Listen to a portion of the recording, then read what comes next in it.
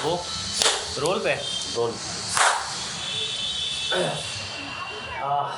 पंडित जी नमस्कार। आज छत्तीसगढ़ के स्वतंत्रता संग्राम और छत्तीसगढ़ की स्वतंत्रता सेनानियों के बारे में हम चर्चा करेंगे आपसे और इसके विषय में चर्चा शुरू करेंगे। देखने वाले सभी मित्रों को मैं सबसे पहले बताता चलूँ, हमारे साथ है आदरणीय आचार्य पंडित रमेंद्रनाथ मिश्र जी, जो छत्तीसगढ़ के जाने माने, या कहना चाहिए हिंदुस्तान के जाने माने इतिहासकारों में से एक हैं और शायद ही इतिहासकारों की जगत में ऐसा कोई होगा जो आचार्य जी का नाम ना जानता हो। खासकर छत्तीसगढ़ के परिप्रेक्ष्य में जो इनके काम हैं वो आज उससे पूरा देश प्रभावित है और ऐसे बहुत सारे माइलस्टोन काम इन्होंने किए हैं और लगातार करते रहे। ऐसे बहुत सारे खोज और ऐसी शिलालेख इतिहास के पन्नों पे इन्होंने दर्ज कराई है जो आने वाले सदियों तक, आने वाले पीढ़ियों तक पढ़ने वालों को, शोध करने वालों को, इतिहास को समझने वालों और इतिहास से सीख लेने वालों के लिए एक प्रेरणा का स्रोत बनते रहेंगे। हमारे साथ हैं आदरणीय आचार्य रमेंद्रनाथ मिश्र जी, बहुत बहुत स्वागत। पंडित जी, सबसे पहले जो एक नई पीढ़ी हमारे चैनल को देखा करती है, एक नई पीढ़ी जुड़ती है, युवाओं की एक बहुत बड़ी पीढ़ी है जो इतिहास से पहली बार भी जुड़ती है, उनके लिए मैं चाहूँगा कि आप अपने परिचय से आप शुरू करें, अपने बारे में कुछ बताएं, फिर हम चर्चा को आगे बढ़ाएंगे। इतिहास का एक अध्येता अपने को मैं मानता हूँ और लगभग 55 वर्षों से मैं व्याख्यान दे रहा हूँ और इतिहास के अध्येता के में काम कर रहा हूँ। पंडित रविशंकर शुक्ल विश्वविद्यालय में 36 वर्ष तक इतिहास विभाग में था, वहाँ संस्थापक विभाग अध्यक्ष भी रहा, प्राचीन भारत के इतिहास संस्कृति एवं पुरातत्व विभाग का भी अध्यक्ष रहा और बहुत सारे संस्थाओं से जुड़ा रहा। युवकों की बात जो आती है तो मेरा सौभाग्य रहा कि युवकों से संबंधित 10 योजनाओं का मैंने काम किया, उसको दायित्व उसको मिला था और उसमें जैसे NCC है, NSS है, रेड क्रॉस है, युवा रेड क्रॉस सोसाइटी है, rover guide, scout warden, union doctor और छात्र संघ प्रभावी छात्रावास संरक्षक, इस प्रकार से और राष्ट्रीय प्रशिक्षण कार्यक्रम और लेखन और व्याख्यान और देश विदेश में जो भी चर्चा होती रही तो इतिहास के प्रति से समर्पित रहा।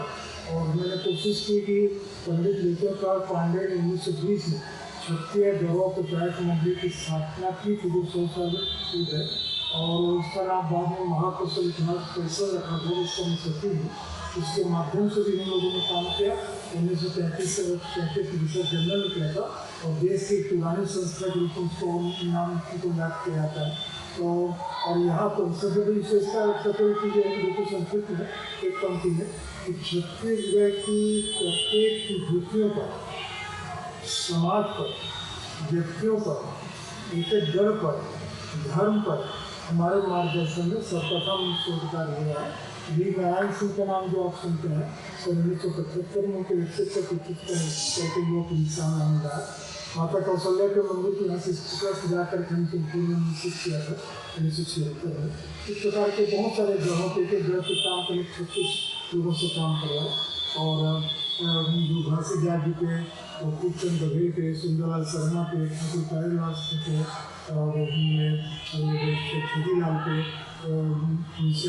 खाम मेहदी पे, जयशंकर शुक्ला, रामदास तिवारी, अनेक ऐसे हमारे यहाँ के स्वतंत्रता संग्राम सेनानी हैं जिनके चित्र कृतित्व को हमने लोगों के सामने लाया और उन्हें बताया कि वास्तव में अब यहाँ पर हम चर्चा करते हैं कि भारतीय स्वतंत्रता के बाद के 75 वर्षों में तो हम अमृत उत्सव मना रहे हैं, जब उस पर्व के वर्ष में हम चल रहे हैं।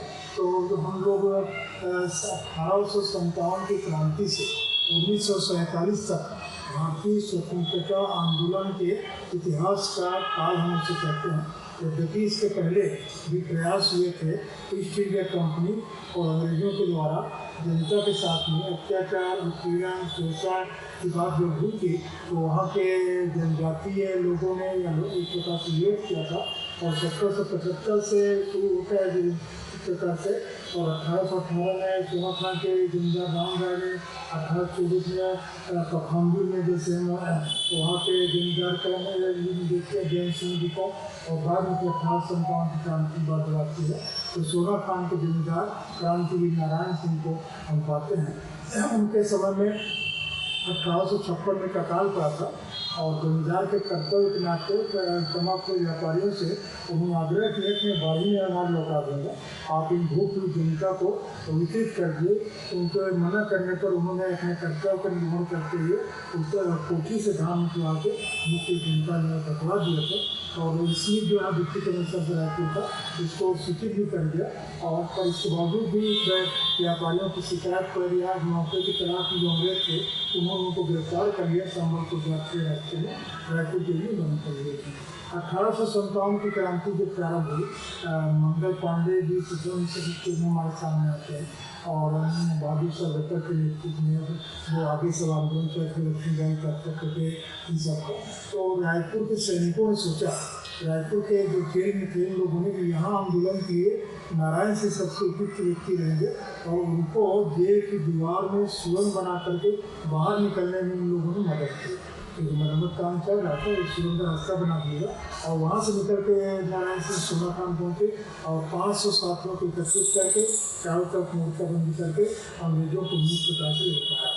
इसमें एक नीतियाँ बहुत सारे अंग्रेज अधिकारी गए, सोना खान को घेर लिया गया और उनके ही रिश्तेदार देवी बिंदा महाराज सारे दूसरे लोग थे, इनके कारण उनको इस प्रकार से पराभव सामना करना पड़ा। और दूसरी बात है कि नाले के पास पहले दिन किस्मत की सेना को पीछे रखा था। इसमें तो स्वयं लिखा है कि आधी रात में मसाल लेकर के लोगों आते जाते में देख करके पीछे में पहुँचा।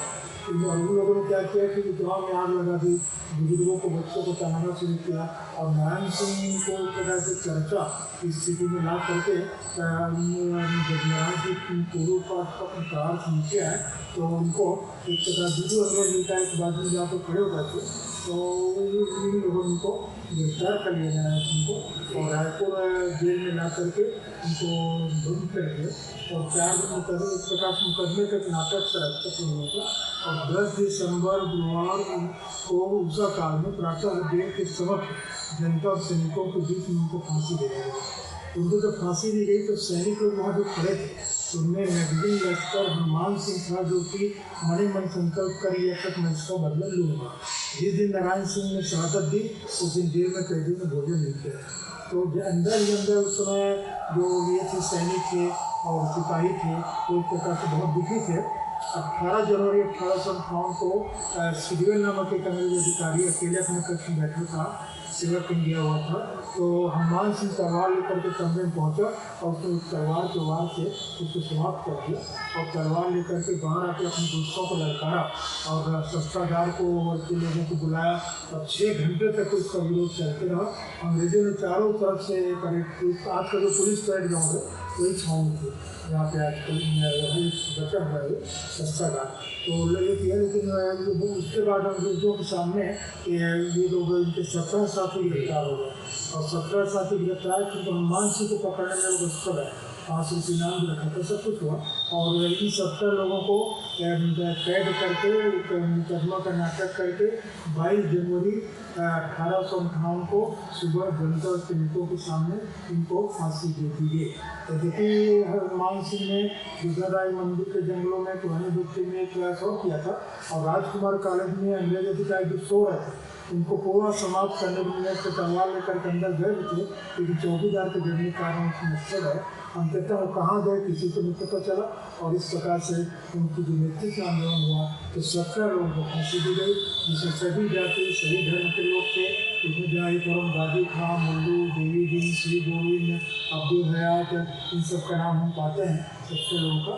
तो उसके बाद में फिर कुछ दिनों के लिए एक प्रकार से स्वतंत्रता में वो देश है अंगार में पड़ी हुई रात की प्रेत की तरह हमको दिखाई दे रहा था। और सन 1900 के बाद में फिर एक बंग आंदोलन वो रात की प्रेत हट जाती है तो तब से 1947 तक एक हमको भगत की ज्वाला से हमको आज़ादी के लिए सोच दिखाई देता है। यहाँ पर मैं 2 बिंदु पर चर्चा करूँगा कि इस अवधि में बौद्धिक जागृति है।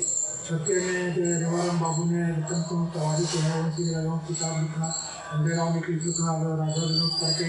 और यहाँ पे मैंने अन्वेषित किया था स्वामी विवेकानंद 1877 से 89 तक रायपुर की पढ़ाई के समय में वो विवेकानंद जी का रामकृष्ण मिशन का प्रभाव आर्य समाज का सब प्रभावशाली इलाके में पढ़ा था। छतरीदोरी के इलाके में धनगरी के हिजालाल काल का अध्यक्ष चन्नाहू ने लिखा था।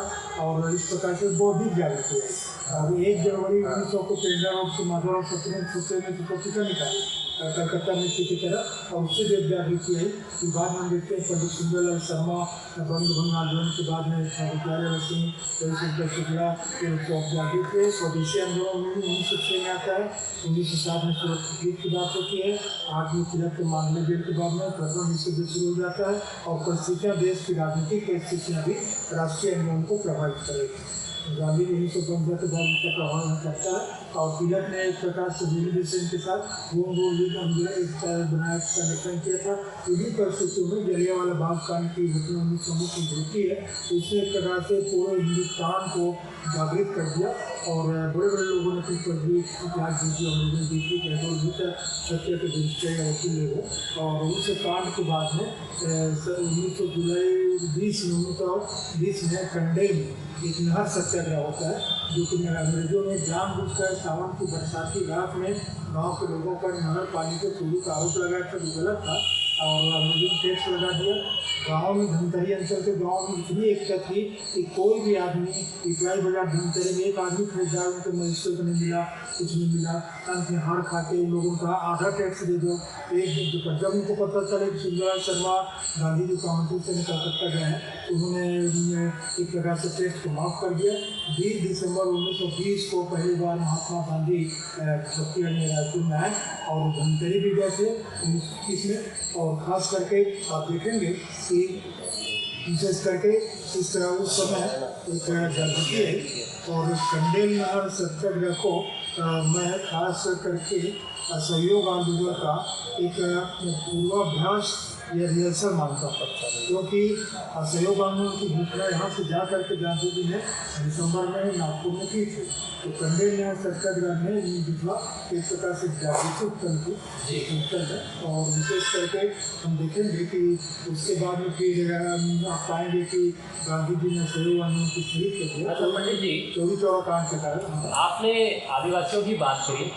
आदिवासी अंचल में हम देखते हैं कि बहुत सारे, आप मेरी तरफ देख सकते हो, आदिवासी अंचल में बहुत सारे वीर हुए। मैं एक अलग तरीके से इतिहास के पहलुओं के साथ साथ, क्योंकि आप समाज के एक महत्वपूर्ण हिस्सा हैं, बहुत लोग आपसे मार्गदर्शन लेने का प्रयास करते हैं। एक अलग तरीके का सवाल मैं आपसे करना चाहता हूँ। जैसे हम देखते हैं बहुत सारे स्वतंत्रता सेनानी ऐसे भी हैं, और बल्कि ये कहना चाहिए कि छत्तीसगढ़ के आम लोगों ने बहुत अलग तरीके से आज़ादी की लड़ाई में पार्टिसिपेट किया, उसमें भाग लिया। चाहे वो 1857 की क्रांति से लेकर नॉन वायलेंट मूवमेंट हुआ। इस बीच में अगर स्पेसिफिक छत्तीसगढ़ के आदिवासी मूल्यों को या उस मौलिक स्थिति को ये समझें कि छत्तीसगढ़ के आदिवासी जो है और आम आदिवासी जो उनके नेतृत्व करता हुए तब में या आने वाले नॉन वायलेंट मूवमेंट में तब भी, लेकिन आम लोगों का जुड़ाव असल में किस तरीके से हुआ और आम लोग किस माध्यम से जुड़े, ऐसे कौन सी चिंगारी थी जो जिन्होंने आम आदिवासियों को, क्योंकि आदिवासी हम देखते हैं आमतौर पर इस तरीके की चीज़ों में बहुत जल्दी अग्रसर नहीं होते हैं। ख़ास करके इसे अगर एक प्रश्न इस पर अगला प्रश्न मैं ये भी पूछूंगा, लेकिन क्योंकि आपकी स्मरण शक्ति अच्छी है मैं अभी से पूछ लूँ कि हम देखते हैं आदिवासी अक्सर अपने नेतृत्वकर्ता के पीछे चलते हैं, लेकिन गांधी एक ऐसा चेहरा थे जो आदिवासी नहीं थे, लेकिन उसके बावजूद एक बहुत बड़े हम बृहद स्तर पर देखते हैं कि आदिवासियों ने गांधी के मूवमेंट को भी सपोर्ट किया। तो ये मूवमेंट आदिवासी किस तरीके से मोटिवेट हो सके या किस तरीके से जुड़ सके, गांधी कैसे पहुंच सके आदिवासियों तक? बहुत अच्छा प्रश्न आपका। जैसे मैंने कहा कि 1775 से 72 के लोगों में एक आक्रोश अंग्रेजों के अत्याचार के खिलाफ, और 1910 में जो भूमिकाल हुआ बस्तर के विद्रोह हुआ, उसमें जिंदाबाद का नाम आता है। इसके पहले करलकोट के जिम्मेदार देव सिंह की इबादत की बात होती है, राम राय के संघर्ष का जैसे होता है। तो यहाँ जो बाद में हम देखते हैं कि जब 1920 से 47 के बीच में गांधी जी का जब प्रभाव पड़ा और गांधी जी ने कई तरह काम के बाद में जो आंदोलन से हालांकि उन्होंने महसूस किया कि मैं हमारे खिलाफ होगी, और उसी समय काकोरी कांड होता है 1925 में, जिसमें 4 लोग शहादत देते हैं, इस्ताकुल्लाह खां और रसूल ठाकुर और रामकृष्ण बिस्मिल वगैरह। तो ये सब का तो अंतर तो होते रहा।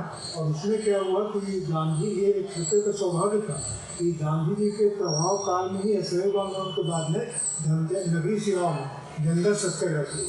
ये जंगल सत्याग्रह पहला आंदोलन था जिसका नेतृत्व तो सोम ने किया था, सर इसमें सभी लोग जुड़े थे और काफ़ी जागरूकता ही है, क्योंकि जंगल सत्याग्रह सविनय आंदोलन के बाद में 1930 से 35 के बीच में पूरे देश में प्रांत हमको जानकारी मिलती है।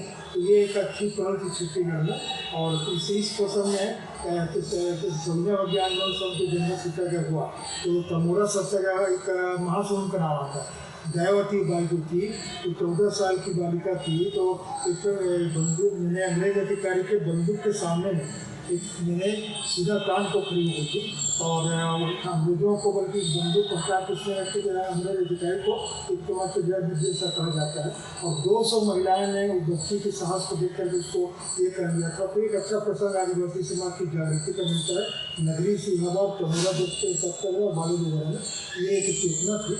और गांधी जी के आने से एक जो प्रभाव पड़ा ये था 1920 से 47 का समय गांधी कहते थे। तो गांधी जी के आने के बाद में तो एक विचारधारा नंतर आता है छत्तीसगढ़ में कि हम जो है अब हिंसात्मक विचार को छोड़ के एक हिंसात्मक प्रयोग को करके देखें। और गांधी जी के साथ जुड़ के उन्होंने सहयोग आंदोलन, सौविज्ञ आंदोलन, सविनय सत्याग्रह आंदोलन, भारत छोड़ो आंदोलन, इसके माध्यम से जो शक्ति का प्रयोग किया वह इस प्रकार से सभी क्षेत्र के सर्वजनीन वर्ग को इस प्रकार से समृद्ध बना गया।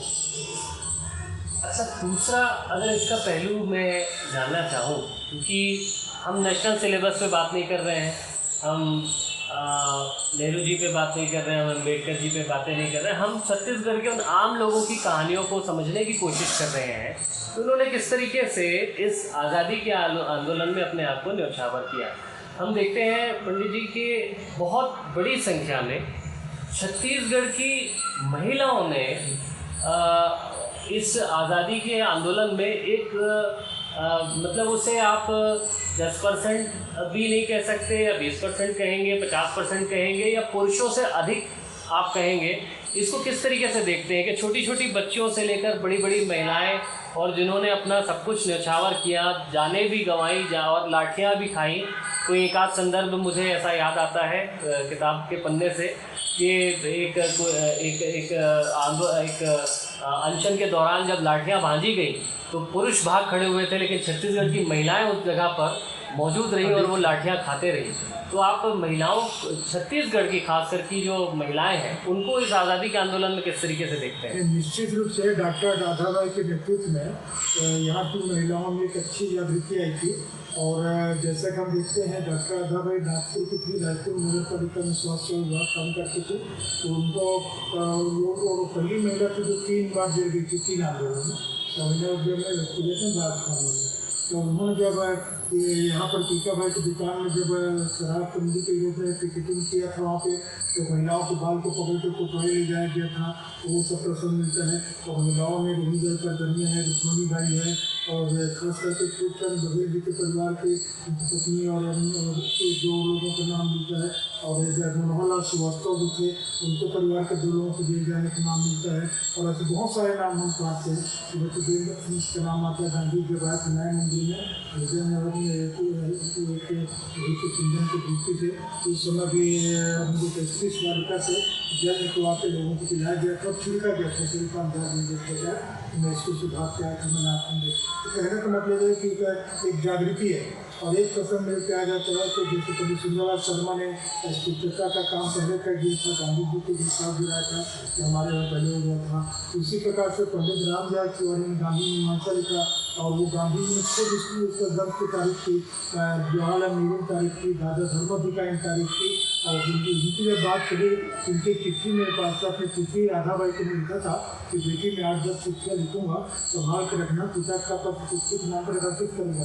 उसमें उस समय के नेताओं का, आंदोलन का ये सब जिक्र भी आता है खास करके। तो ऐसे एक से प्रसंग हमको नेताओं को मिलते हैं। और 5 पांडव वाली सविना उद्योग में बात आती है। 5 जो जेल यात्री गए थे, तो जेल यात्री में पंडित सुंदरलाल शर्मा, भगवान भगवती चरण मिश्रा और हमीद अली और उनका मुंशी अब्दुल मेहदी नाम लिखते थे, और मेघा वाले, ये सबसे पहले जेल जाने वालों में से जेल। एक प्रसंग और बताऊँ मैं कि जेल से सुंदरलाल शर्मा ने एक पत्रिका निकाली थी और उसका नाम दिया था श्री कृष्ण जन्मस्थान समाचार पत्र द्विमासिक। और उसमें उन्होंने एक अंग्रेज अधिकारी मिश्र जी से दुर्व्यवहार करा था, तो तुरंत उनकी बना दिया। एक अच्छे चित्रकार भी थे सब लोग, और बना के रावण की मूर्ति बहुत सारे पसंद आते हैं। तो कहने का मतलब ये है कि बहादुर जो जेल गए थे, इन लोगों की बहुत सारी बातें हमको मिलती हैं। और वो पत्रिका में तो यहाँ तक अच्छी की जानकारी है, व्यंग भी है कि एक अंग्रेज दुष्ट अधिकारी का ट्रांसफर हो गया, आपको पत्तन प्रसाद चल रहे थे। अच्छा, छपते काला आजकल नहीं छपता, उसके लिए उन्होंने दिया था पूर्व नहीं समझ रहा। एक आर्टिकल लिखा था कि आज़ादी के बाद जेल का शोक कैसे हो। यहाँ पे अगर हमारा सेनानी छूट के रायपुर जेल से जा रहा है तो जनता में जागरूकता नहीं होना चाहिए। बहुत अच्छा, और सबसे बड़े मैं साहस की बात कहता हूँ सेनानियों का, नेहरू जी का और शर्मा जी का, कि उन्होंने 1922 में जेल में जलियांवाला बाग दिवस को राष्ट्रीय दिवस के रूप में मनाया। आप देश के कितने बुद्धिजीवी याद करते हैं। जेल के अंदर अंग्रेजों के राष्ट्रीय दिवस मनाना और अंग्रेज का त्योहारियों को कह देना कि हमारे आश्रम में मत आना। आश्रम मतलब बैरक, आप हमारे आश्रम में मत आना बनाया उन्होंने, ये उनकी निडरता थी। और उसी निडरता ने प्रत्येक युवा पीढ़ी को एक बल दिया, और वो युवा पीढ़ी को 21 भारत का अनुमान दिखाई देता है। 19 जुलाई 1942 में रायपुर में एक सशस्त्र क्रांति की 57 की क्रांति हुआ। परेशान सोने के लिए सूर बंदूक थी के वकील और वकील का झा सुदीन कबीर और साथी सब नाम आता है उसमें। और वहाँ भी 17 गिरफ्तारी होती तो जेल गए। बाद में चंद्र शुक्ल जी उनके बनते छोटे। तो सबसे ज़बरदस्त आंदोलन हमको देखने को मिलता है युवा वर्ग का, वो है भारत छोड़ा पूरे देश में। जब 8 अगस्त को रात में बड़े घोषणा हुई तो बम्बई स्टेशन में फिल्मों को सवेरे जब जाए थे नेताओं गिरफ्तार करने जब शरण सुंदर शुक्ला बाकी नेता मलकापुर में, तो बहुत सारे प्रसंग आते इसमें। तो उस समय निश्चित ही हो गया था देश, युवकों ने संभाला था मोर्चा। और आशा करी हो, यहाँ डॉक्टर राजा भाई हो, या वीरेंद्र पांडे हो, रामकृष्ण ठाकुर हो, कमल सर, बहुत सारे नाम आते हैं। और इस प्रकार तेजनाथ तिवारी हो, ये सब प्रसंग इसमें आते हैं। और उसी समय फिर डायनामाइट कांड हुआ था, जेल को दीवार को आने के लिए भगवती मिश्रा या जयराम पांडे या बाजारी, बहुत सारे नाम आते हैं हमारे युवकों को। तो इन सब के बीच में यदि हम देखते हैं कि वास्तव में एक लहर से चली थी। तो इसको हम कह सकते हैं, आपने जो कहा ना कि गांधीवादी विचारधारा ने, क्योंकि अच्छा उस समय तो गांधी जी ने नारा दे दिया था, करो मरो, मतलब भाई जैसे शिक्षक को सीधी बात है। ये जो तोड़ की 2-4 घटना हुई थी, तो अंग्रेजों को सचेत करने के लिए कि जेल की दीवार को उड़ा देना या पोस्ट ऑफिस को जला देना, रेल की पटरी को। मेरा इससे सवाल ज़रूर है पंडित जी, मैं एक बार पुनः बताता चलूँ तो मेरे साथ आज बैठे हुए हैं पंडित रमेंद्रनाथ मिश्र जी, और इनके अंदर कितने मतलब अनगिनत मैं कह सकता हूँ पीएचडी करने वाले छात्र इनके अंदर में पीएचडी करते हैं पंडित रमेंद्रनाथ मिश्र जी के अंदर में। और इतिहास के बहुत बड़े मतलब बहुत ही बड़े जानकार, छत्तीसगढ़ के जाने माने इतिहासकारों में से इनका नाम है। और मैं जवाहर गांधी की इस यात्रा में आप सब लोगों के साथ निकला हुआ हूँ। और अगर अभी तक आप लोगों ने चैनल को सब्सक्राइब नहीं किया है और इस वीडियो को लाइक नहीं किया है, तो कम से कम इसको लाइक सबसे पहले कर दें। और चैनल वीडियो के कमेंट्स में, कमेंट सेक्शन में अगर आपके कोई सवाल हो जो सप्लीमेंट्री छूट जाए इस वीडियो को अगर आप बाद में देख रहे हैं तो भी, इसके लिए आप अपने सवाल कमेंट बॉक्स में छोड़ सकते हैं। अगले किसी सेशन में वो सवाल जरूर पंडित जी से दिए जाएंगे। और जवाहर गांधी के संदर्भ में मैं निश्चित तौर पर मैं चर्चा जी बिल्कुल, तो आप ये किताब है जवाहर गांधी पुस्तक को मैंने देखा, वास्तव में जी ने इसमें हसमी जी ने काफ़ी मेहनत की है। और मैं अंदर के पिक्चर्स को, विचारों को जब देख रहा था तो मुझको लगा कि इन्होंने प्रायः सभी बिंदुओं को स्पर्श किया है। छत्तीसगढ़ कांग्रेस का बेसन का, छत्तीसगढ़ की घटनाओं का, कौन कौन आए थे, क्या था, और ये सामान्य ज्ञान की दृष्टि से भी युवा वर्ग के लिए यह पुस्तक काफ़ी मुझको एक सराहनीय प्रयास के रूप में लगा और एक अच्छी जानकारी युक्त पुस्तक है, जिसको कि यहाँ के सेनानियों के बारे में भी जानकारियाँ हैं और घटनाओं का भी उन्होंने तथ्यगत रूप से सत्य को प्रतिपादित किया है। इसके लिए मैं जवाहर गांधी के लिए अमित जी को मैं शुभकामना बधाई देता हूँ और इतना निश्चित है कि इससे गांधीवादी विचारधारा को समझने में उनको कोई रास्ता मिलेगा और आगे काम करने की प्रेरणा मिलेगी कि हम इसको और कैसे आगे बढ़ाएं। चिंगारी से ज्वाला बन जाती है, जैविक विचारों के द्वारा से एक हमारा बहुत सारे नए चेतनात्मक और नए नवानुसित चीज समझा। इस किताब के अंदर से मैं कुछ प्रश्न लेना चाहूँगा पंडित जी आपसे। किताब मेरी है, मैं देख करके, लेकिन कुछ ऐसे बिंदु हैं जब किसी ऐसे व्यक्ति के साथ बैठे हैं आप, जिसे जो आप कोशिश कर रहे हैं, उस कोशिश की मंजिल ही आपके सामने बैठी हो, तो मतलब एक क्यूरियोसिटी बढ़ जाती है कि इतने कम समय में आप क्या ही पूछ डालेंगे और क्या ना जान लिया जाए, क्या ना पूछ लिया जाए। ऐसे इतिहासकार हमारे साथ आज बैठे हुए हैं, तो ज़रूर कुछ सवाल इससे, बहुत सारे सवाल हैं मेरे अंदर पे और बहुत सारे कुछ निजी क्वेश्चंस हैं, बहुत सारे तर्क वितर्क पे हम नहीं जाते, इतिहास जैसा है वैसे ही रहने देते हैं, लेकिन कुछ सवाल ज़रूर मेरे अंदर उठते हैं, मैं उनके बारे में ज़रूर पूछूंगा।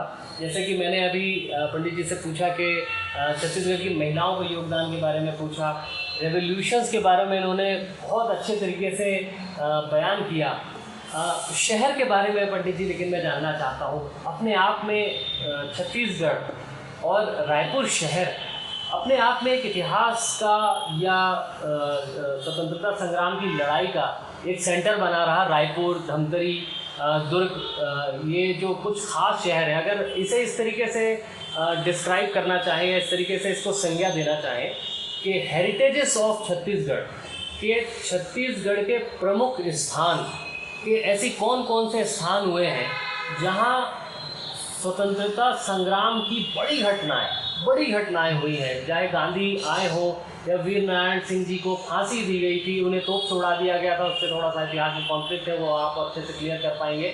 और इस तरीके के महत्वपूर्ण घटनाओं की वो जगहें, उस हेरिटेज, जो बहुत सारी जगह तो खो गई हैं। हमने बीच में मैंने माननीय मुख्यमंत्री जी से मुलाकात हुई थी, मैंने उन्हें एक लेटर लिख करके भी दिया था, आपसे भी मैंने दरख्वास्त की उसके लिए कि धमतरी में जिस तरीके से पंडित बाबू छोटेलाल श्रीवास्तव जी की लाइब्रेरी थी, उसे बंद करके नवीन ग्रंथालय नया बनाया गया और वो नाम उनके नाम से वो लाइब्रेरी मिट गई।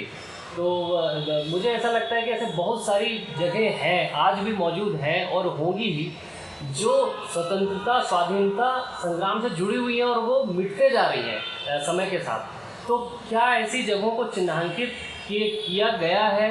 वो चिन्हांकित जगह कौन सी हैं और ऐसी और कौन सी जगह हो सकती है जिन्हें चिन्हांकित करने की ज़रूरत है और उन्हें सहेज करके रखने की ज़रूरत है? और युवा, क्योंकि आपको सब लोग सुनते हैं पंडित जी, तो आप युवाओं से क्या कहना चाहते हैं कि वो, आप एक शब्द में अगर कहना चाहें कि आखिर क्यों सहेजे हैं, क्यों सहेजे, बताइए। देश आज़ाद हो चुका है, हम अपने तरीके से जी रहे हैं, सब कुछ अच्छा है, सब कुछ बढ़िया चल रहा है, लेकिन आप एक वजह बताइए, हम लोगों को एक वजह बताइए, एक वजह दीजिए कि ऐसे हेरिटेजेस को हम आखिर क्यों संभाल करके रखें, या युवाओं को क्यों संभालना चाहिए, क्यों इसे संजो करके रखना चाहिए। युवाओं को अपनी आकांक्षाओं को सिहावा से ऊपर उठते हुए एवरेस्ट तक जाने का संकल्प लेकर चलना चाहिए।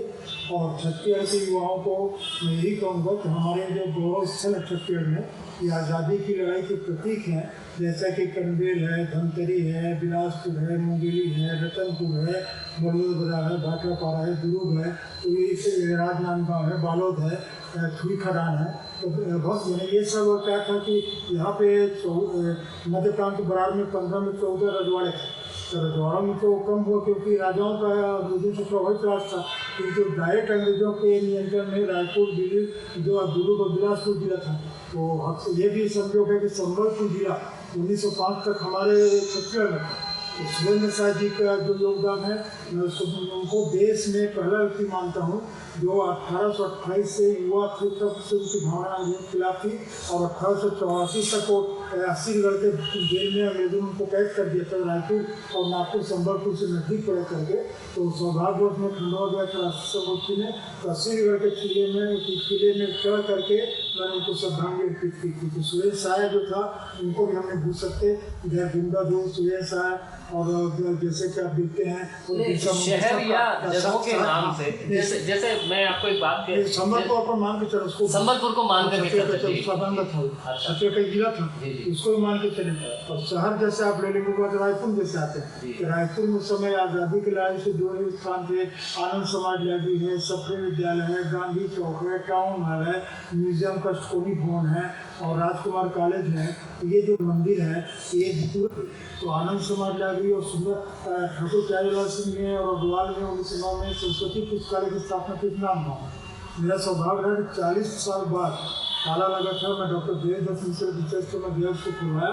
एक उनके उस परिवार में कोई नहीं था, उनके नाती का दोस्त था, एक खान साहब करके जो लड़का पढ़ता था, उसके साथ प्रोफेसर साहब गया। तो सुंदरलाल पंडित ठाकुर प्यारेलाल सिंह के हाथ की लिखी चिट्ठियाँ और उनकी पत्रिका हमारी की किताबें मैंने देखा। तो लाइब्रेरी का भी बहुत योगदान रहा है ये आज़ादी की लड़ाई है। इस प्रकार से हम देखते हैं कि आज का युवक अगर सोचता है कि तब को हमको क्या करना है, आज को देखना है, आगे देखना है, टेक्नोलॉजी बहुत सारी क्या उनके मन में आते हैं। उनके लिए मैं एक वाक्य को याद हो जाएगा उनको। डॉक्टर राधा कृष्णन ने कहा था, इतिहास राष्ट्र की स्मरण शक्ति है। इससे बढ़ के और उनके लिए समझने की कोई बात है। अगर कोई व्यक्ति स्मरण शक्ति खो देता है तो क्या करेगा? हमारा दायित्व बनता है कि हम इतिहास को या अपने समाज और देश के आज और कल को देखते हुए अपने भविष्य और समाज और राष्ट्र के बीच से निर्माण में अपनी सहभागिता निभाएं। भले हम सेतु निर्माण बिजली के रेत के कण की तरह दे कि हम देश के लिए कुछ करें तो हमारा कर्तव्य होता है।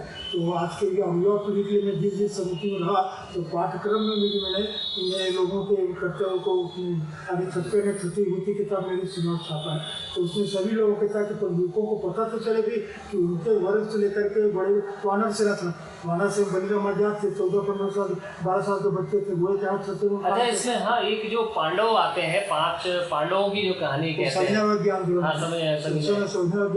उसमें जो 5 पांडव थे, इनका यदि संक्षेप में अगर आप 30 सेकंड में इन 5 का अगर आप क्या ठाकुर प्यारेलाल सिंह हुआ और लाखे जी हो गया, महात्मा दास हो गया, तेती जी हो गया, 3 लोगों का क्या है, लोगों ने अपने अपने क्षेत्र में बहुत काम किया। ठाकुर प्यारेलाल सिंह भी मजदूर आंदोलन देश में सबसे ज़्यादा लंबा उनके नेतृत्व किया था, इसमें बीर सिंह के नागपुर में। तो वही उनका छात्र आंदोलन छात्र में सबसे ठाकुर प्यारेलाल सिंह के साथ में जी ने पद यात्रा करके बहुत सारी जागृति लाई थी।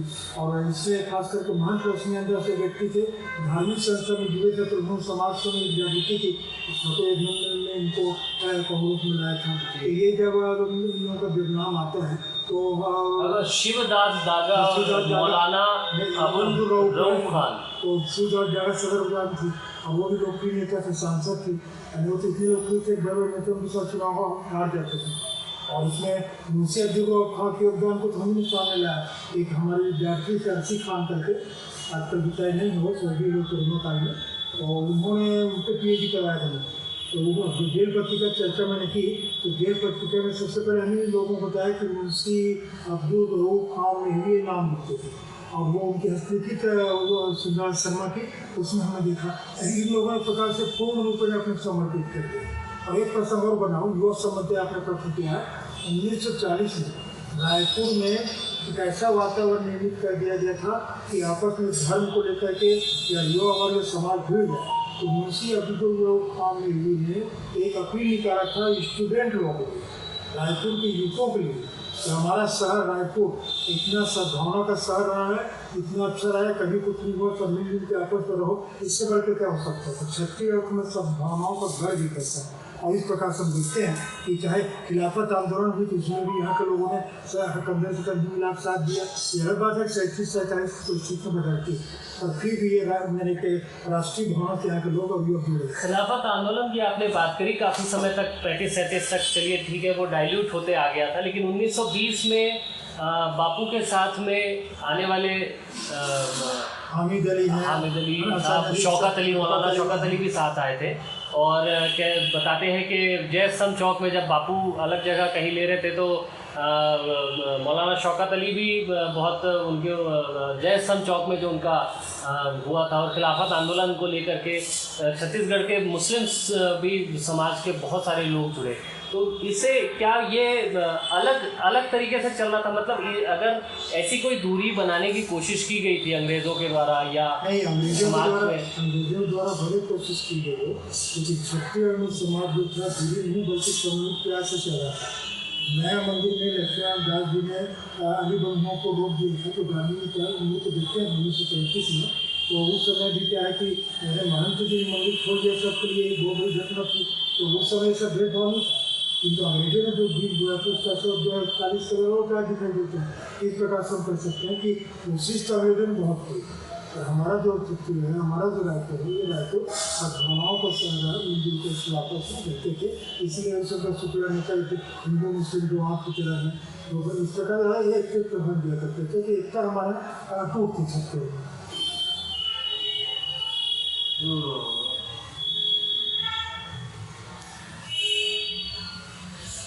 छत्तीसगढ़ महाविद्यालय खुला था 1937 में, वहाँ के छात्रों ने भारत स्वामी में भाग लिया था। तो बहुत सारे प्रसंग है, राष्ट्रीय विद्यालय था, इन सब प्रसंगों के साथ में कई राष्ट्रीय विद्यालय था गाँव में। पंडित जी, जो स्वतंत्रता पूरा संग्राम हुआ, इसमें हम जानते हैं कि बापू ने असंख्य पत्रिकाएं लिखी, बहुत सारे लेख लिखे, बहुत सारी चिट्ठियाँ लिखी। छत्तीसगढ़ के संदर्भ में यदि पत्रकारिता के नज़रिए से देखें, संचार के नज़रिए से देखें, तो बापू तो 2 बार आकर के चले गए थे, केवल 2 बार आए और उसके बाद चले गए थे, और भी नेता आते रहे, राष्ट्रीय नेता आते रहे। लेकिन बापू चाहे दिल्ली में रहे, चाहे वडोदरा में रहे, चाहे सेवाग्राम में रहे, जहाँ कहीं भी होते थे, उनकी हर एक बात छत्तीसगढ़ के अंतिम व्यक्ति तक आखिर कैसे पहुँचती थी, उसे कौन पहुँचाता था? उस समय छत्तीसगढ़ में कर्मवीर पत्रिका, श्री शारदा पत्रिका और वेंकटेश्वर समाचार पत्र, बम्बई का आज पत्रिका, ये सब पत्रिकाएँ यहाँ आती थी। दूसरा क्या, छत्तीसगढ़ में भी एक बौद्धिक जागृति थी।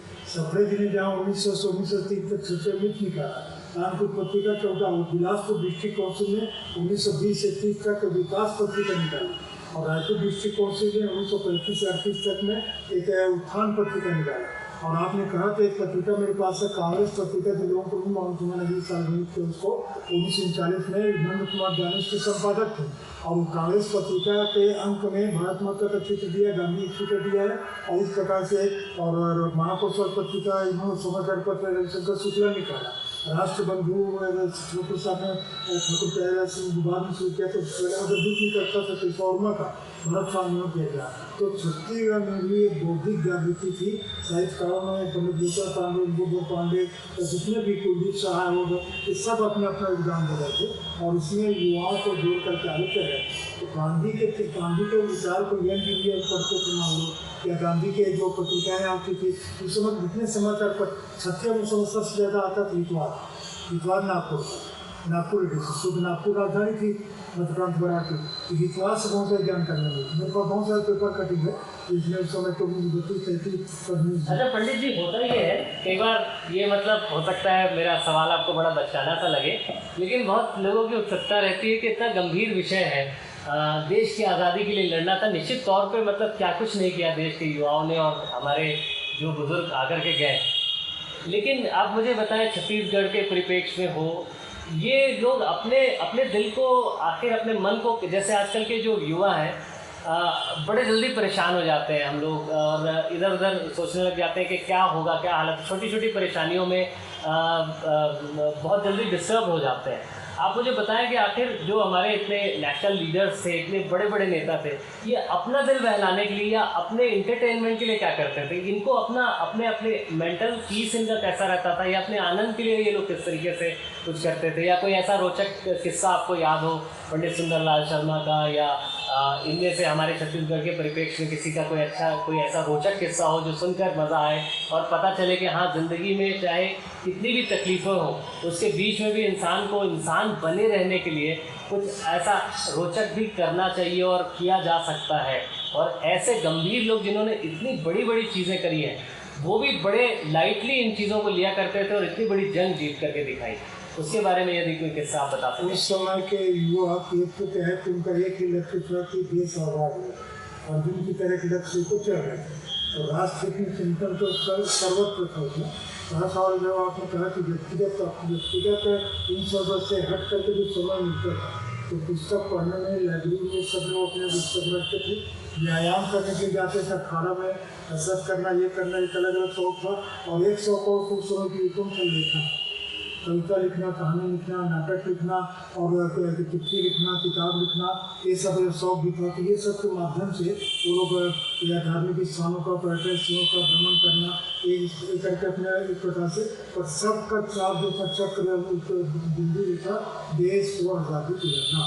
और यही कारण सवेरे जब 15 अगस्त 1947 को रामन इलाके में झुंझुनू फहराया, तो छोटे बच्चे से श्याम तक हमारे जन के स्कूल में मुझसे दिखाया करते चाहते देखा कि पूरा भी उम्र जो था रायपुर में।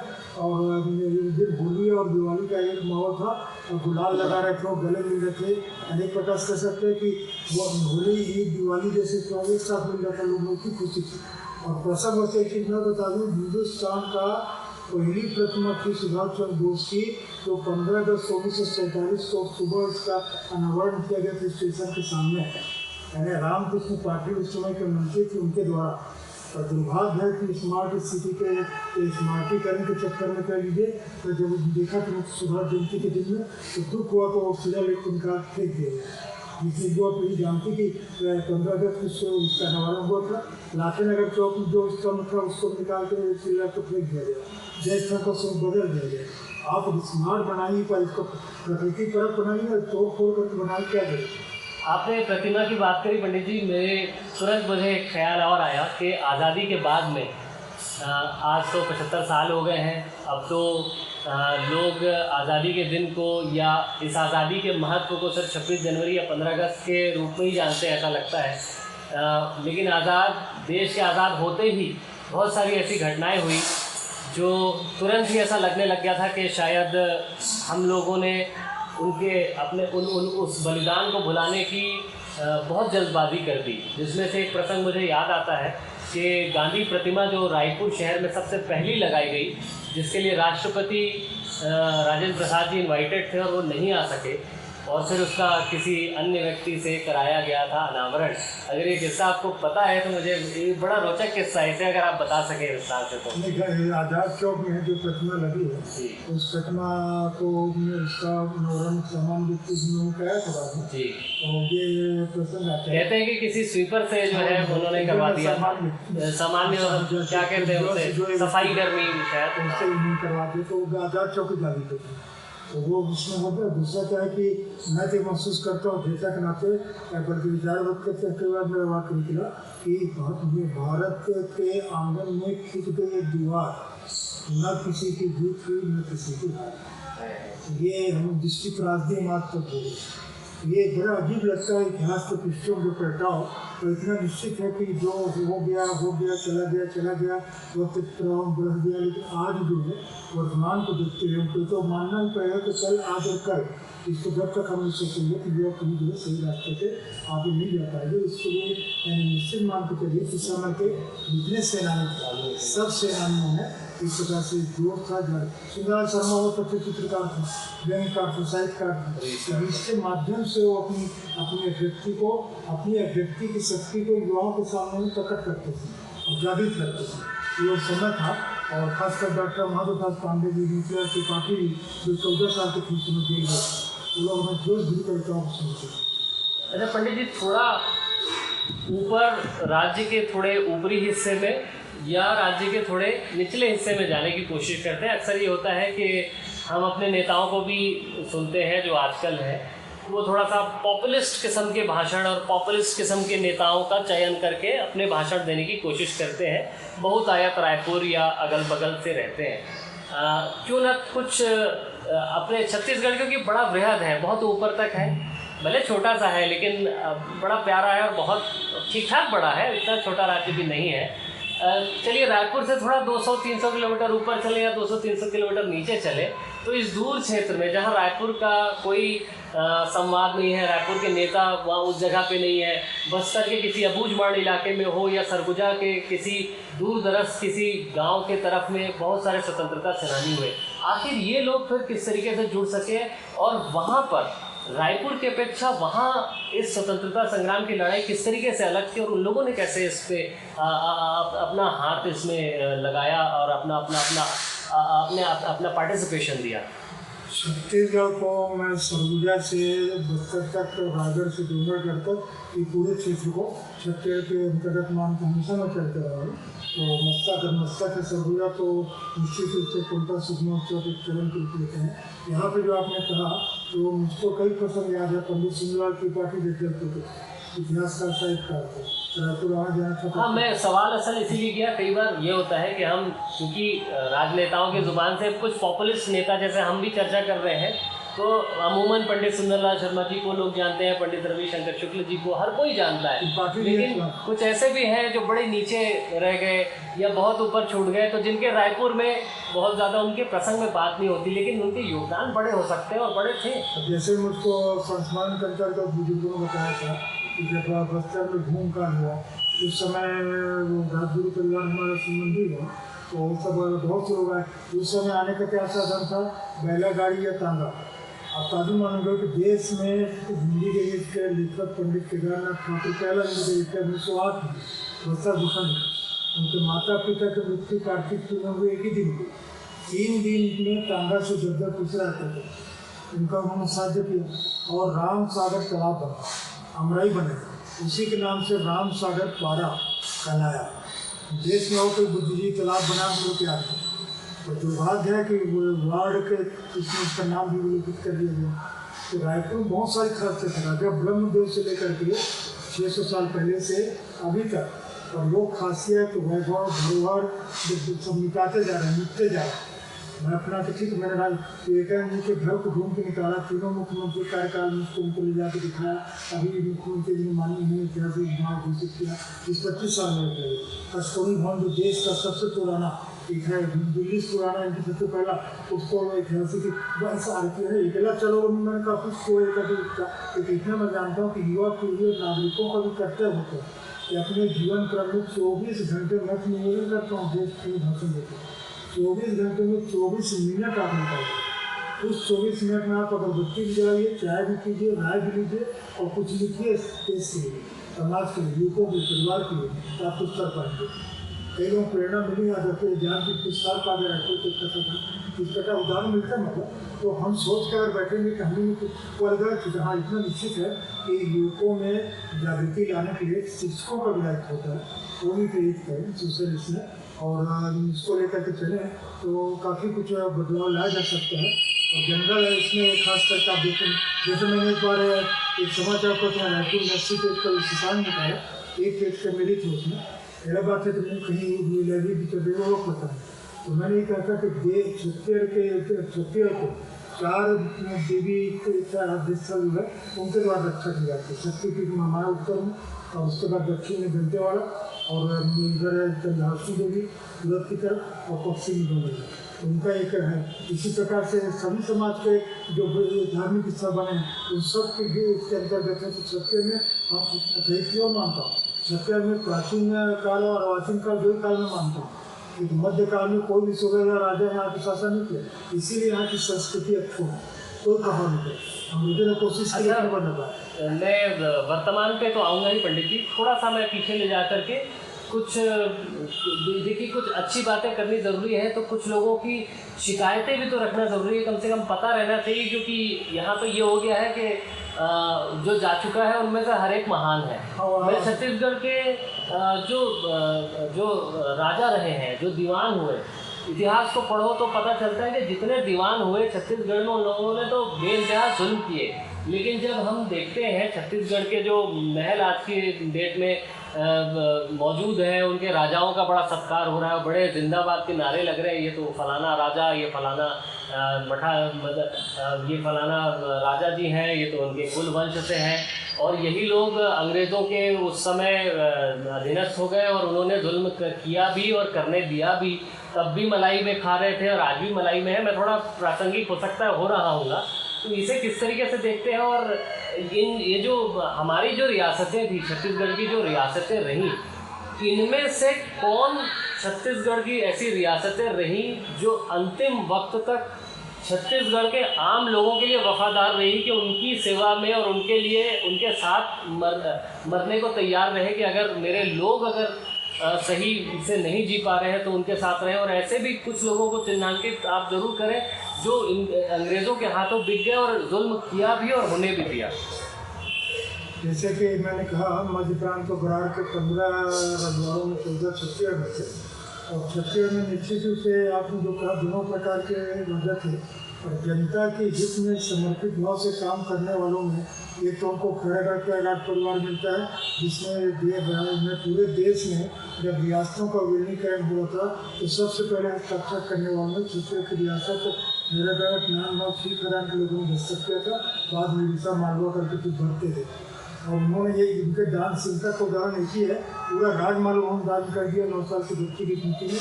इंदिरा कला संगीत ये उनकी जो कि हम प्रजावत्सव कह सकते हैं। सारंगढ़ के राजा भी प्रजा के हित में बहुत कुछ काम उन लोगों ने किया था, वो 20वीं शताब्दी में। इसी प्रकार से हम देखते हैं कि बस्तर के राजा ने, खास करके प्रफुल्ल कुमार देवी ने, कबीरचंद भंगू ने, इन लोगों ने अपने जनता के लिए समर्पित करेगा, जो जनता अपने किस प्रकार से देवतुल्य मानती थी।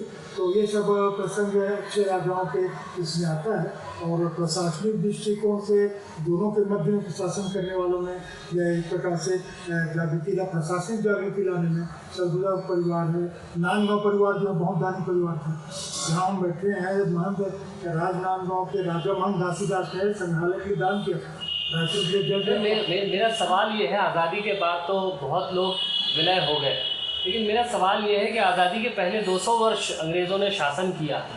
उस दौरान में बहुत सारी रियासतें थी जो उस वक्त भी रियासतें रहीं, और अगर रियासतें मौजूद थीं तो आखिर छत्तीसगढ़ के लोगों पे जुल्म होता क्यों रहा? आदिवासी क्यों मरते रहे, क्यों कटते रहे, क्यों भूखे मरते रहे? ये दान तो जो आप जो प्रश्न कर रहे हैं या जवाब देने की कोशिश कर रहे हैं कि चलिए आज़ाद हो गया भारत तो विलय हो गया, या उसके बाद बहुत कुछ दान दिया गया, ये सारी प्रसंग मैं मानता हूँ, इस बात को ठीक है। लेकिन 47 से पहले 200 साल तक हम गुलाम रहे, और तब तक छत्तीसगढ़ के आम लोग लगातार मरते रहे, घुटते रहे, उन पर लाठियाँ भाजी गई। बहुत सारे आदिवासी, मतलब जो मूल निवासी छत्तीसगढ़ के, उन पर जुल्म होते रहा। तो आखिर अगर ये रियासतें, या तो ये रियासतें ख़त्म हो चुकी थी और उसके बाद जुल्म होते रहा, या तो ये गुलाम हो गए थे और फिर उन्होंने इस जुल्म को होते हुए देखा, तो इस बात को कहने में मुझे नहीं लगता कि कोई दिक्कत होनी चाहिए अगर किसी ने दिक्कत की बात नहीं है। ये जो ना भ्रमित करने वाले कुछ लोग प्रस्तुत करते हैं, असली में छुट्टे के राजाओं ने जनता के साथ जुल्म नहीं किया। जुल्म किया है, जैसे आपने पहले कहा, उनके दीवान में जुल्म किया है, अंग्रेज अधिकारियों ने किसी भी रजवाड़े का। आप एक नाम बता दीजिए कि छुट्टे का मुख्य राजा जो था, उसने जनता पे लाठी करवाया था, गोली चलवाई थी। राजा यहाँ प्रशासनिक अधिकारी जो नाम तो खैर राजा का होगा ही, अच्छा हो बुरा हो नाम तो आएगा नहीं, पर ऐसा कोई अत्याचारी आतंकी व्यक्ति का जनता को दबाने वाला मिलता हो, ऐसा नहीं मिलता। बल्कि राजाओं ने राष्ट्रीय आंदोलन के समय में, जैसे 1857 की क्रांति में उत्तर के राज्य ने चांदा वालों को उसके समय शरण भी दी थी, ऐसे ज़्यादा मिलते हैं। बड़ा बदनामी और जो आप कहते हैं, क्योंकि वहाँ के प्रशासनिक अधिकारी या पुलिस वाले दीवान हो गए, गुरु जी का उनके प्रति लोगों में आक्रोश था। राजा को बोलिए बस्तर का, बस्तर में तो राजा को देवता तुल्य मानते थे। बस्तर में जनता कोई भी युद्ध हुआ हो, राजा के खिलाफ नहीं बोलता, राजा के दीवान के खिलाफ, राजा के अधिकारियों के खिलाफ, और राजा के खिलाफ नाराजगी अगर व्यक्ति थी तो इस बात पे राजा उनको ऊपर क्यों नहीं लेते, उनको सपोर्ट क्यों करते। और राजा के डायरेक्ट इसमें एक आध नाम याद बताइए आप। नाम याद नहीं है, ये बड़ा बस ये प्रश्न केवल इतना ही साधारण है कि आखिर ऐसा अगर कोई जुल्म हो रहा था तो राजा मतलब आपका ये कहना है, वो मैं बहुत अच्छी तरीके से समझ भी पा रहा हूँ कि जो दीवान थे, यानी कि जो उनके नीचे राजा के जो नीचे हुआ करते थे, ये लोग जुल्म करते थे। अधीनस्थ कर्मचारी, अधीनस्थ कर्मचारी, दीवान हो, चाहे कोई पुलिस अधिकारी हो, चाहे राजस्व अधिकारी हो, उनका होता था। अच्छा। राजा और जनता, राजाओं को जहाँ तक मैं देख पाया हूँ तो जनता के प्रति उनकी सद्भावना रहती थी। एक आध दो राजा अगर इस प्रकार के रहे भी होंगे तो वो जनता के विचारों से हो गए थे, तो जनता पढ़ा। राज परिवार के सम्मान का कारण क्या है? हमारे 10 राजा हुए, 8 लोगों ने अच्छा काम किया, तो उस राज परिवार के प्रति श्रद्धा इतना था कि तो उस राज परिवार के आदमी करें, है ना। राजनीति में आप देखते हैं बहुत सारी चीज़ें, तो इस हिसाब से मतलब हमारे मैं जितना पाया कि बस्तर का वैद्यनाथ पंडा हो या डोंगरी व्यवहार का पांडे हो, तो बहुत सारे उदाहरण मिलते हैं। तो ये दीवानों के कारण से सब कुछ हुआ और अधिकारियों के कारण जानते थे। और राजाओं में अगर आपस में कब भर गए, एक राजा दूसरे राजा को दुश्मन है, लड़ाई मार झगड़ा, उसमें जनता को झोंक देना, उसको ऊपर अत्याचार नहीं करेंगे तो एक राजनीतिक सारंगढ़ के हाथी की लड़ाई हो गया या भड़गांव में बहुत सारे प्रसंग आते हैं। तो इसमें निश्चित मान करके चलिए कि कहाँ पे चौधरगढ़ में कहाँ पे है, बस्तर है, नांदगांव है, श्रीखंड है, कौरधा है, शक्ति है, रायगढ़ है, सरगुजा है, चांगबखा है, उदयपुर है। तो इसमें मतलब इस प्रकार के उनकी लाइब्रेरी में विकसित करने का आपका बस जैसे ही राजा साहित्यकार थे, राजा शतधर सिंह ने संगीत को प्रेरित किया, ये सब करते थे। लेकिन हाँ, वो अपने संगीत में मग्न है, मान लो संगीत में दरबार में मग्न है, उधर अधिकारी अत्याचार करता है तो ठीक है, राजा को नहीं होता, ऐसा प्रश्न ज़्यादा मिलते। वर्तमान की बातों पे जैसे ही इंसान आता है ना, तो कहीं ना कहीं उस पर राजनीति जुड़ जाती है। क्योंकि कुछ एक दो आखिरी सवालों की तरफ बढ़ते हुए मैं ये ज़रूर पूछना चाहूँगा। एक प्रसंग हुआ बीच में, पिछले साल रायपुर में ही एक व्यक्ति के द्वारा कुछ गलत तरीके के महात्मा गांधी जी जो घटनाएं होती हैं या गांधी को आज के दौर पर गलत जो समझा जा रहा है, इससे आप इसे किस तरीके से लेते हैं और इसे किस तरीके से सुधार कर सकते हैं? नहीं, देखिए, अगर कोई व्यक्ति किसी के व्यक्तित्व में विचार रखता है तो उसका व्यक्तिगत विचार है ना। मैं कहता हूँ कि प्रजातंत्र हर व्यक्ति स्वतंत्र और स्वतंत्रता को युवा पीढ़ी स्वच्छंदता में मानती है। जहाँ अगर कोई गलत करता है, विचार गलत देता है तो उसको रोके और उसको ये कहे भी कि यहाँ पर आप गलत, और उसको गलत से सही ठहराने के लिए आप तथागत रूप करिए, उसको आभासित करवाइए, और उस ढंग से होता है। गलत को गलत से तौलने के बजाय गलत को गलत ही कहा जाए। उसको सत्य के द्वारा प्रतिपादित करके उसको बताया जाए कि ये सत्य है, गलत आपकी है, इस प्रकार से। और यहाँ क्या है, आज की राजनीति है, आज की राजनीति की बात तो अपन संवेदनशील करेंगे कि हर बात पे टोका अपना, वो तो हर व्यक्ति वो खैर हमारा विषय भी नहीं है। तो इस ऐसा कुछ नहीं था। और गांधी पे क्या हुआ टिप्पणी का जैसा आपको बताया, नहीं, गांधी पर कोई टीका पिछले साल की बात है। कोई क्या नाम था उनका, कोई स्वामी जी आए हुए थे किसी भरी महफिल में, उन्होंने गांधी जी को गालियाँ दी। हाँ, कुछ भद्दी गालियाँ। मैं बोला ना कि अगर किसी भी व्यक्ति के व्यक्तित्व की बात होती है तो उस व्यक्ति का व्यक्तिगत विचार है, उसको समाज और समूह परिवार का अपन नहीं लिख सकते, तो उसको इस प्रकार की बातें नहीं करनी चाहिए। अगर मान लो कहता है तो उसको प्रमाणित करके कहें। तुम अगर कहते हो अमुक आदमी ऐसा गलत किया तो गलत किया, उसका सत्य आपके पास क्या है?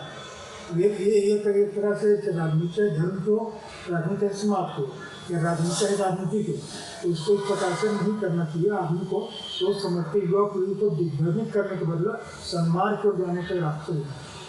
बेहद सुंदर। तो आप सुन रहे थे पंडित रमेंद्र नाथ मिश्र जी को, हमारे साथ इतिहास के जानकार।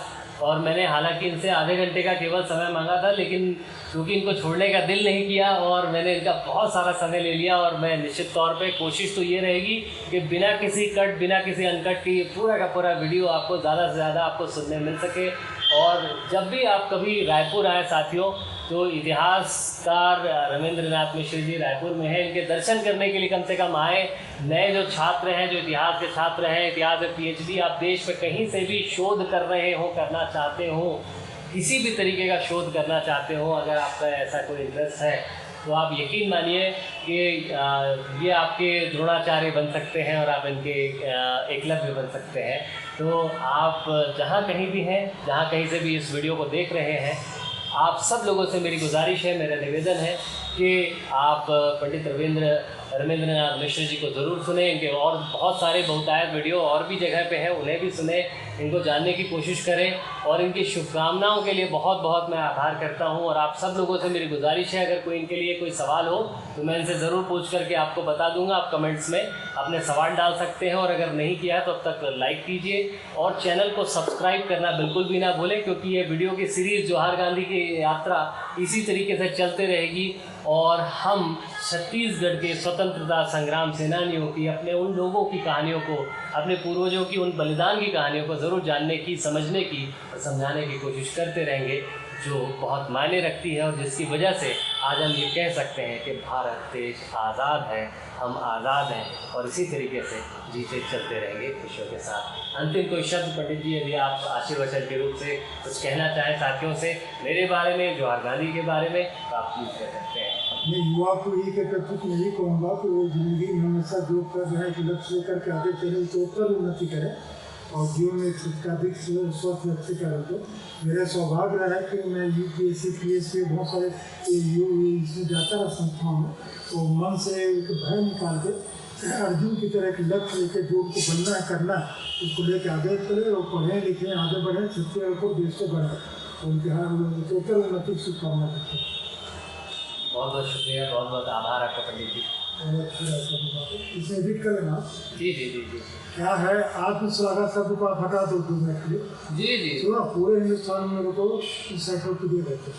हाँ वो तो दिखे रहा है। सुनो, क्या आसपास पत्रिका गिरोह और मुझे तो कभी कभी लगता है आपसे बोलूंगा ना पंडित जी ये जमीन में क्या है, तो शायद आप इस जमीन के नीचे भी क्या गड़ा हुआ है वो बता ही देंगे। दूसरा क्या है, दो चीज में पूरे हिंदुस्तान में रिकॉर्ड, ये नई बॉटल आपके लिए 2 चीज में रिकॉर्ड। एक तो देश में सबसे ज़्यादा PhD निकला है, सबसे ज़्यादा हिंदुस्तान में, जिसमें पे 7 ऊपर PhD द्वारा सब मिला के 211 है ना। और एक आदमी यूकों से संबंधित 10 से काम किया हो। दूसरा तुमको बताना, आप लोग इंटरनेट से 211 लोगों ने PhD PhD 7 से ऊपर, BD कुछ लोग हो गए, और MPhil भी PhD के कैटेगरी में आते हैं कदम।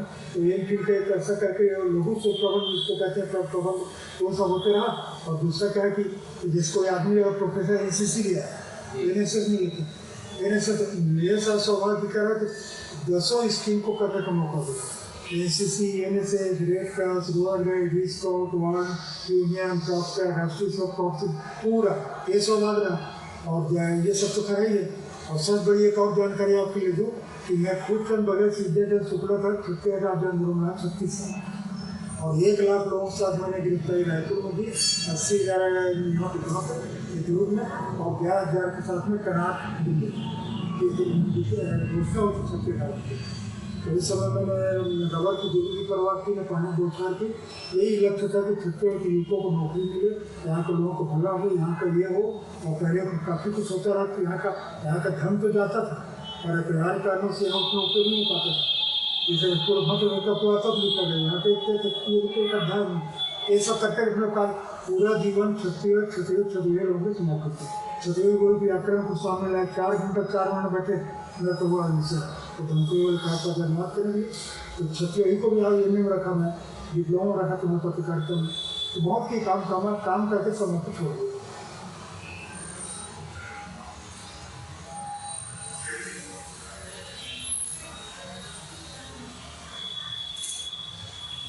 और अचानक ही काम सुना, नवोदय विद्यालय गया था, जहाँ एडमिशन करा, अपने घर में का असिस्टेंट है, उसके पिता ने चला वो ITM करा दूँगा, तो वैसे इंटर एक्सपर्ट बन के जाता था। एक प्रिंसिपल गुलजार में बात की क्या चर्चा है, वो पहली बार नहीं थी। गुरु पूर्णिमा दिन सरकार को छोड़ना ही आशीर्वाद ली, बोले हमारे तो संस्कृत धन्य हो गया, आप वो जान के भजन नहीं मानता थे, उसको मानते होंगे। तो बोले हम तो आग्रह करेंगे कि आप एक बार जो फिर विद्यालय करिए, तो तुम लोग शुभकामना है, उसमें कोई नहीं। और मैं मजाक में लिखकर बोलता हूँ कि बचपन से 55 और 75 के पश्चात भी 5 बजे सवेरे उठता हूँ और 15 घंटे कैसे जाता है पता नहीं चलता। अभी भी बात करो माना ये बिल पॉप तो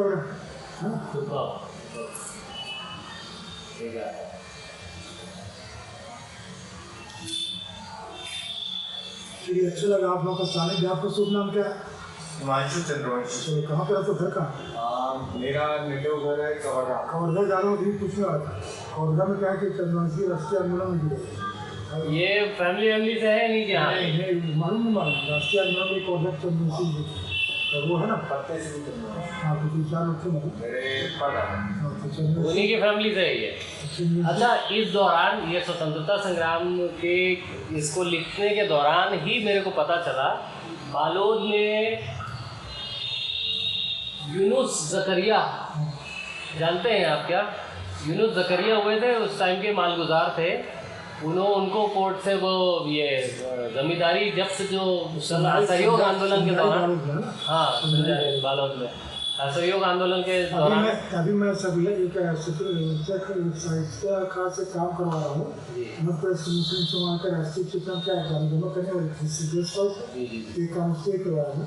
वहाँ समाज खुला इसको कैसे अपन ब्रॉडकास्ट वगैरह कर सकते हैं पंडित जी? जैसे अपन शोध वगैरह रहता है कर रहे हैं, जो शोध के इसको बुला के ऐसा कर आपने सोसाइटी किया क्या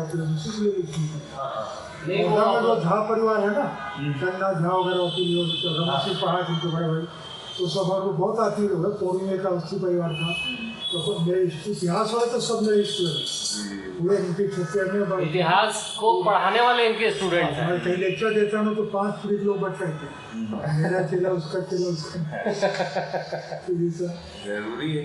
इतिहास को पढ़ाने वालों को पढ़ाने वाले को उसके भी जो पढ़ाया है। 10वीं में भी नारायण सिंह पढ़ा रहा हूँ हमारे आर्टिकल विशेष का, तो सुंदर साहब मेरा लेक्चर 11वीं एक काम करो, समय को छोड़ दो। ये अलग बात है कि हमने जितने किया पूर्ण हौसला सुन और सुन में आगे पीछे आप जो लगा लो है, तो हमारे बड़े भैया अच्छे नेता थे, 1 लाख लोगों के बीच में कई तरह भाषण देंगे, तो उन लोग 1,000 लोग नौकरी लगाए हो, 100 लोगों को लगाए, कारण प्रोफेसर आए 1.5 लाख पा रहे हैं, लेकिन मजाक है फिर 1.5 रुपये बड़े एग्जाम से निकला लो उनसे तो जितने करो पूर्ण हौसला सुन। हम लोग अपना काम करके समय को छोड़ लो, बाकी तुम आने बाद आदमी महान समझता अपने तो ठीक है। सियाज का ढंगल क्या करो, कौधा राजकुमारी में स्टूडेंट है तो मुगली से कौधा प्रसंग आते बताओ 2-3 प्रसंग ऐसे जो किसी नहीं हुआ, जो भी दिन कमेटी में और इसको मालूम है कौधा का नाम नहीं बदलना चाहिए करके रात को भूल गया और कभी पंथी भी गया तो कमेटी में आज जो भी मेरी अध्यक्षता बेटी से राजकुमार विधायक आई थी मेरी शशि प्रभा, उसकी बेटी पढ़ती थी, मैं धर्म संकट में घर आई थी। उसके बाद में कबीर पंथ वाला लड़का छोटा पड़ता थी यूनिवर्सिटी में। इस ऐसे समय में वो अभ्यास शक्ति में मदद करता है। मेरे मुँह से निकल गया ऐसा करो, कौरधा रहने दो, जिला को कबीर दो, दोनों से किसी को 1 मिनट में क्या हो है ना। विवेकानंद के घर का उसी हुआ, ला दिया मैं सामने, नारायण सिंह का उसी हुआ। तो ये सब कई चीज़ें हैं। नामकरण से मीटिंग जो भी रखे थे, मैं मीटिंग में था स्वयं वगैरह जिससे जाएंगे तभी मीटिंग रखा तो सागर गए वो तो नाम नहीं, तो जब नाम दिया ना, मैं बताया मैं छोटे ग्रेजुएट जो नहीं समझता, तो जब नाम दिया तो सरगुजा से एक नदी का रेणुका कहते हैं, जो भी मुस्कुरा भी लोग कहेंगे अपनी पत्नी के नाम से रेणुका है ना। तो जेल में इंद्रावती महानदीनाथ नाम दिए मेरे दिया, शहीद का ध्यान नंदी ला दिया, बहुत सारे शहीदों का नाम था, सेनानियों का नाम था। और आजकल तो देखोगे तो साधारण थोड़ा जो मर जाता है तो ऐसा काम नहीं है, अमर शहीद अमर शहीद किसको कहते मतलब ये नारी रख के क्या बोला पहले गौरव परिभाषित करें, अमर शहीद कौन, शहीद कौन, क्रांतिकारी सेनानी कौन, मजाक बना कर रखी आपकी तो करता भी।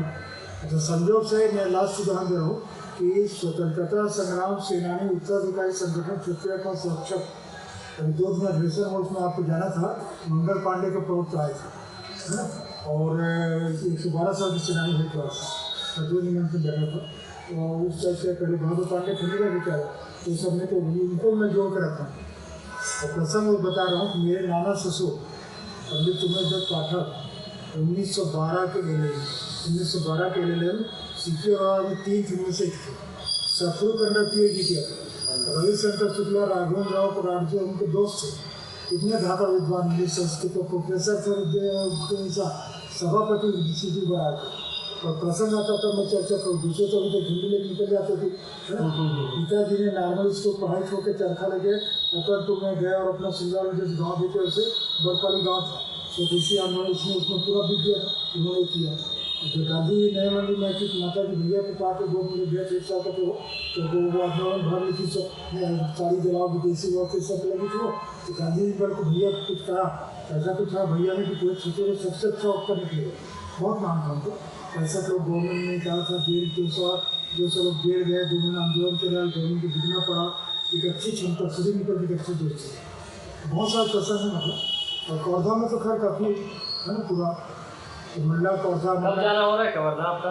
नहीं अभी तक ये निकाल इसको। अमरकंटक के लिए मैं लड़ रहा हूँ, आप मेरी जानकारी की अच्छी बताओ जी। अमरकंटक 1000 साल तक छत्तीसगढ़ तक राज सल्तान रिगो का राजा रिगो मदद किया था। तो पेंडा जमजात से जिसको रोक दे दी।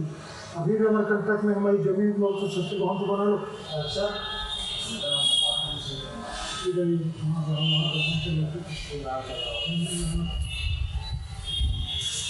हाँ मैं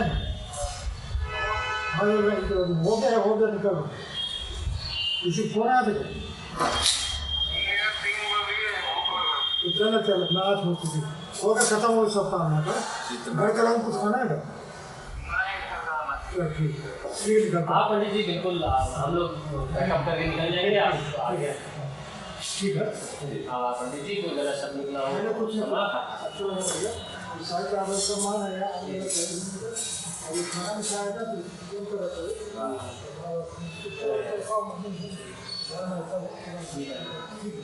जी पंडित जी हाँ आगे आते हैं ये सामान जी